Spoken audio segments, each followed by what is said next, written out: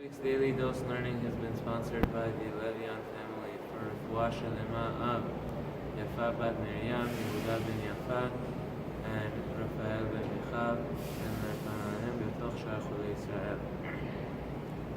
So we are continuing with Parashat Pinechas. Today we're picking a different part of the Parashat. We're on page 888, and 888 in the article of Mashim. The part right before this, just to get us to where we are, there was a petition by the daughters of Tzalophat, the very famous 5 daughters of Tzalophat ben Peter, that they came to Moshe and they said, they came in front of Moshe and Elazar, and they said, our father died in the desert and he did not have any sons. And we are afraid right now because we're going to go into Israel, and because he didn't have any sons, he will not have a plot of land. How are we going to get a spot in Eretz Israel? We won't have a place in Eretz Israel. My father has lost his spot just because he didn't have any sons, because he didn't have any boys to continue the lineage after him. Moshe did not know what to answer them. And Hashem comes to Moshe and he says, Ken benot Tzilophat doberot. The daughters of Tzilophat are correct. They deserve a place in Eretz Israel, and I'm going to redo, there's a new Torah, I'm going to redo the laws of inheritance in order to include that whenever there's no boys, the girls will accept the inheritance, in order so that the name and the plot and the land of their father continues for the girls. This is what Hashem tells Moshe. And Benot Tzalophat, they received a land in Eretz Israel, and they have an incredibly esteemed reputation for what they did, that they loved Eretz Israel so much, and they went to Hashem to go ask for a plot of land in Eretz Israel. Now, what happens next? Very fascinating, we'll deal with this today. Vayomer Adonai Moshe, God tells Moshe, Aleh El Har Ha'avarim Hazeh. I want you to go up to this mountain. It's not Mount Nebo yet. But he will, that's where he's going to go. Ur'eh ta'aretz asher natati libnei Israel. And go see the land, look at the land that I have given to Bnei Israel, that I'm giving to them. Ve'ra'ita ota, and you'll see it. Ve'ne'esafta el amecha gam ata. And you will be gathered into your people, which means that's the wording in the Torah when it says you're going to pass away. You're going to be gathered to your nation. Kasher ne'esaf Aharon achicha. The same way Aharon died also. Aharon went up to the mountain and he died on the mountain. Ka'asher meritem pi b'midbar tzin b'mivat ha'ida. The reason why you are dying and why you're going to die on this mountain, which it is Har Nebo, by the way. Har is Har Nebo. I made a mistake. It has 2 names. That's the name of the mountain that Moshe died on. Why? Because you rebelled against me. B'mrivat ha'edah, whenever the nation was asking for water, they fought over water. La'akdisheni b'mayim le'enehem, hem merivat kadesh midbar tzin. Because you did not properly respond to them, and you did not sanctify my name, that's why you are dying and you're not going into Eretz Israel. He's not going to die yet because they have to do a war with Midian. He has to finish the war with Midian, as we saw before, and he's going to give his final speech, which is Devarim, and only then Moshe Rabbeinu goes to pass away. But Moshe stops over here and he tells Hashem, Vaydaber Moshe el Adonai lemor. Now, I want you to know this is the only time in the Torah that it uses the words Vaydaber Moshe el Adonai lemor. Anywhere else in the Torah, when Moshe speaks to Hashem, Vayomer, it uses Vayomer. It does not use Vaydaber. Vaydaber, Dibur, as opposed to Aminah, there are 2 words for Hebrew. Dibur is a much more serious language. It's a much harsher tone, a stronger tone in speech. Amirah is you're speaking. You're talking to somebody. You're giving them a message. Dibur is a serious conversation. And here Moshe has something very, very serious that he needs to say to Hashem.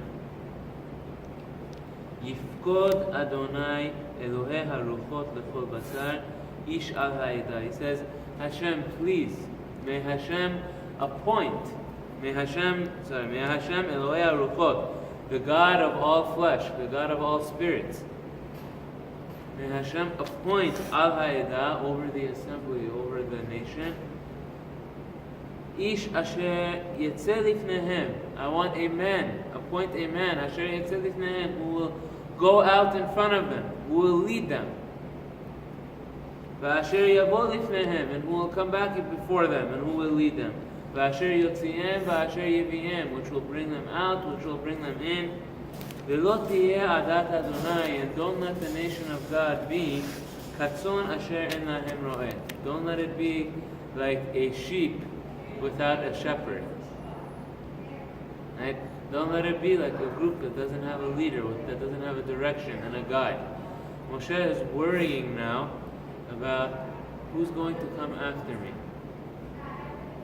Who's going to be the next leader after me? Moshe is worried about this. He's genuinely thinking and he's genuinely worried about this. Chachamim tell us that Moshe over here, he has the request that he wants to have the next leader, but there was somebody that Moshe had in mind. So he was not just innocently asking, he wasn't just saying, yeah, please Hashem, choose somebody and appoint somebody. There was something that he wanted. There was somebody that he wanted. And who was that? Yoshua would be a great guess. Yoshua is the one who ends up being chosen. But Moshe wanted somebody else. Moshe wanted his own son. He wanted his son Gershom. He had two sons, Gershom and Eliezer. He wanted Gershom, his son Gershom, to be chosen. He wanted his son to be the next appointee. Why specifically at this time? Why is Moshe bringing up this issue at this time?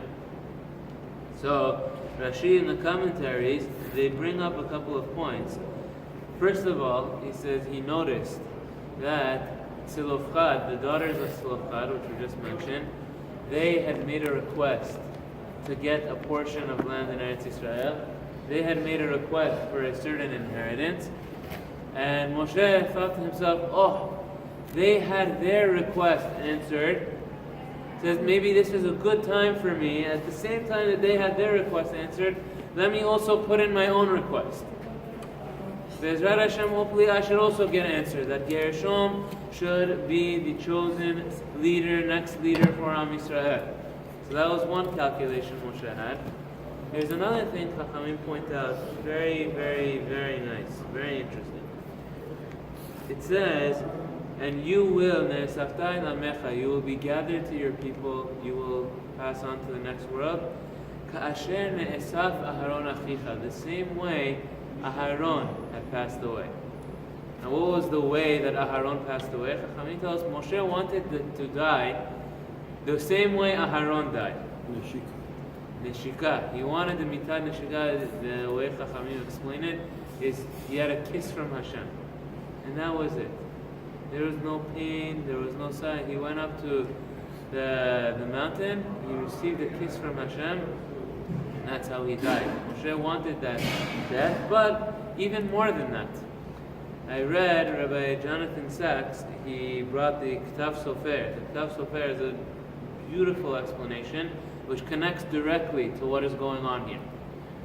The Ktav Sofer says that Moshe saw that Aharon already saw in his lifetime, before he passed away, that his own sons were being chosen to be the next Kohanim. He already saw that Elazar, the clothes of Aharon were put onto Elazar. He already received his clothing, and he already saw that Elazar was being appointed. His own children were being chosen to continue the dynasty of the Kohanim. Until today, Aharon's children are all the Kohanim. All the Kohanim came from Aharon. And Moshe wanted that. Moshe wanted the same thing Aharon had. He wanted Aharon, he saw in his lifetime that his children were continuing the heritage, were continuing the Kehunah, Moshe also, he wanted to see that his children are going to be appointed in the next generation. However, it was not to be. Right? What does Hashem answer him? Vayomer Adonai el Moshe, Hashem says to Moshe, Gershom is not going to be the one. Kach lecha et Yehoshua bin Nun. Please take for yourself Yehoshua bin Nun, your disciple. Ish asher ruach bo, a man of spirit. V'samachta et yadecha alav, and place your hands over him. Till today, traditionally, the semicha which is given. I don't know how much they do it today, but traditionally, always the way it was, whenever they passed on from a rabbi to his student, he wanted to convey to him, you're receiving semicha, you have the ability to become a rabbi. They would put their hands on top of him, and that's how they would pass it on. V'ha'amata oto, and stand them up. Lifnei Elazar HaKohen, before Elazar HaKohen, lifnei kol ha'edah, and before the whole nation. V'tzivitai oto le'nehem, and give him a charge, give him a commandment in front of them. Openly, before you pass away, I want them to see that you are appointing him. V'natata mehodecha alav, and you should place from your glory, from your majesty onto him. L'ma'an yishme'u kol adat b'nei Yisrael, so that they see. V'ifnei Elazar HaKohen ya'amod, and he will stand with Elazar, with the son of Aharon. V'sha'alo b'mishpat ha'orim ifnei Adonai, and they will ask. He will ask him Hashem's request through the Urim v'Tumim, through the Choshen. Al piv yetzeu ve'al piv yavo, as you requested through Yehoshua's leadership, they will go in. They will go to fight, they will go to battle, they will come back from battle, always through Yehoshua's leadership. Hu v'chol b'nei Yisrael ito v'chol ha'edah, the entire nation. V'yas Moshe, and Moshe does ka'asher tziva Adonai oto. Of course, Moshe follows Hashem's commandment. Gershom is not chosen. Yehoshua is chosen, okay? Vayikach et Yehoshua, he chooses Yehoshua, picks Yehoshua, places him before Elazar. Vayismoch et yadav, he places his hands on Yehoshua, vaytzavehu, and he gives him the charge, gives him the command and the instructions to lead the nation. He transferred the power to Yehoshua bin Nun. Achamim tell us that Moshe was like the sun and Yehoshua was like the moon. Right? That the glory of the sun, the light of the moon, which it gives off, it comes from the sun. The moon doesn't have its own light. Right? The light of the moon comes from the sun. So Yehoshua was like the moon, Moshe Rabbeinu was like the sun. So the light, the glory which he gave off, was the glory of Moshe, which Moshe had shown on to him. What ended up happening with the sons of Moshe? Anybody know what happened to Gershom in the end of the day?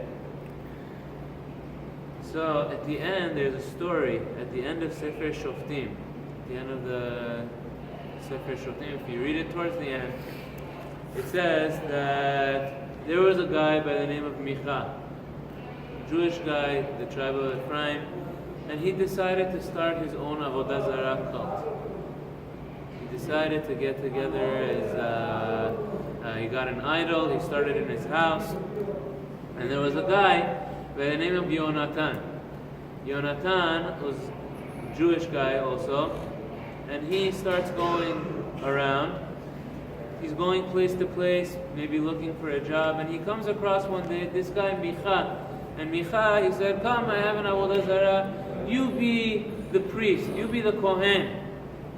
The Kohen, the Kohen, like the priest of the Avodah Zarah. You come serve as you come serve as the minister for this Avodah Zarah. You serve as the imam for us. Serve as our pope. You'll be the pope for my Avodah Zarah. And Yonatan says, okay, I'll be the pope for your Avodah Zarah. Eventually, some guys from Dan came and they took over this, and he became kind of their leader, their Kohen, their priest for their Avodah Zarah. And who was this person? Shoftim, it says, Yonatan ben Gershom ben Menashe.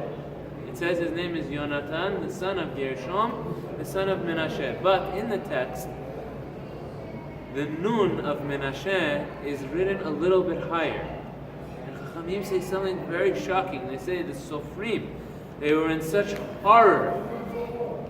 The grandson of, they say it's not Menashe. It shouldn't say Menashe. It shouldn't have the Nun in there.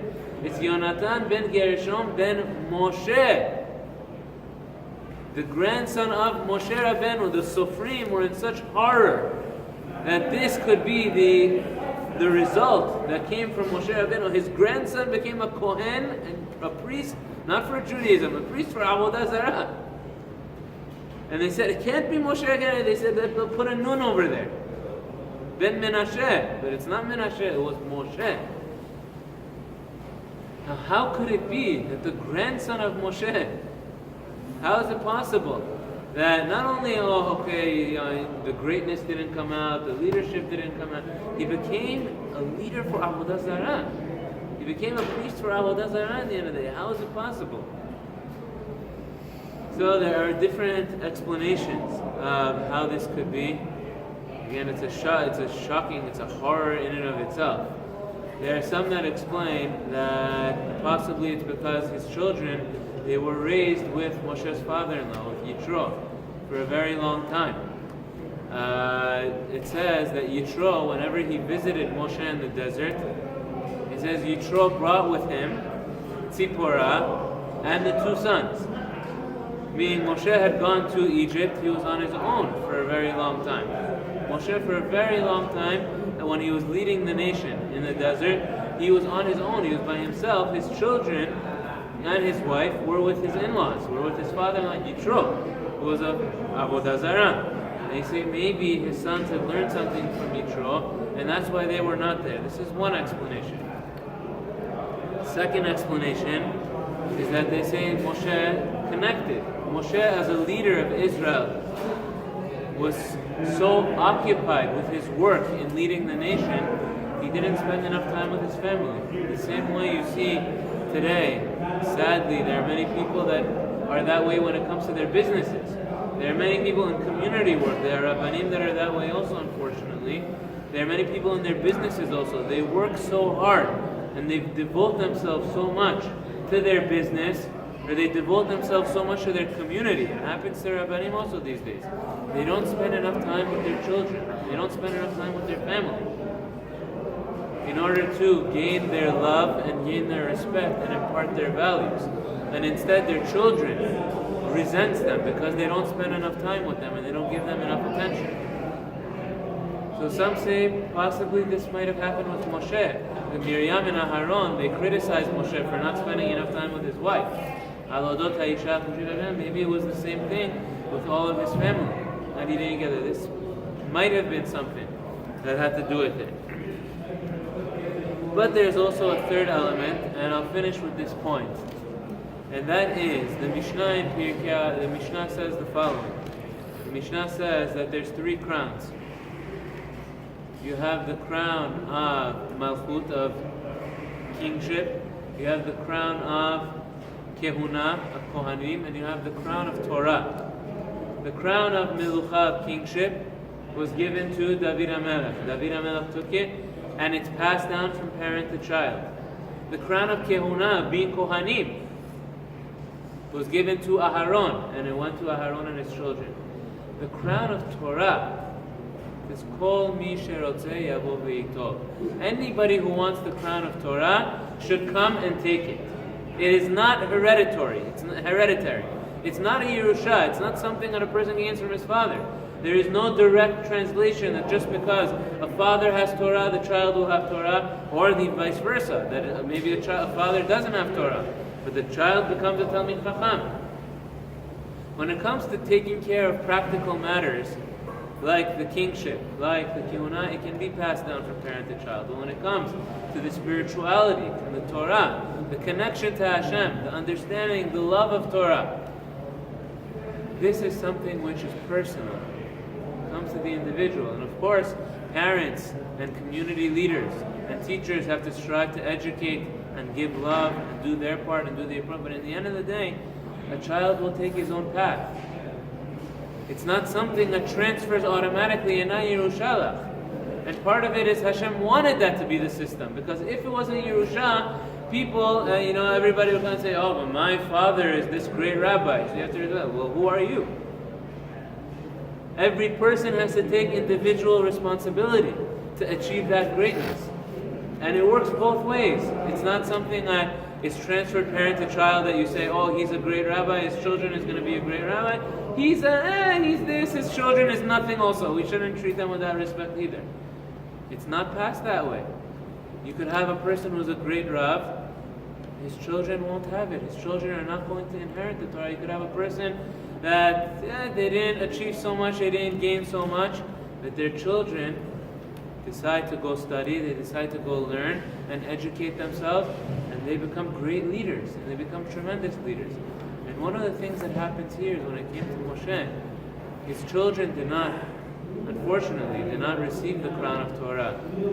But that is part of the message. The crown of Torah is not directly inherited from a father to a son.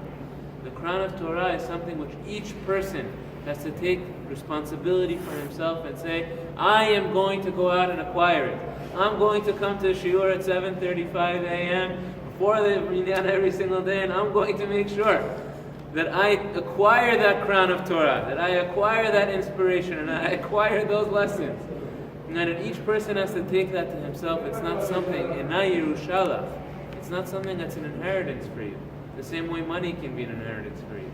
Every person has to go and acquire it himself. And that is part of the message of, unfortunately, Gershom was not chosen, but there is also, at the same time, there is a comfort for Moshe, and the comfort is that even though his son wasn't chosen, who was chosen? His student, his Talmid. The students, Chachamim tell us, are just like your own sons. You take somebody and you teach their child, you take someone and you teach them, it's as if you father them. You are their parent. You're bringing them to Olam Haba.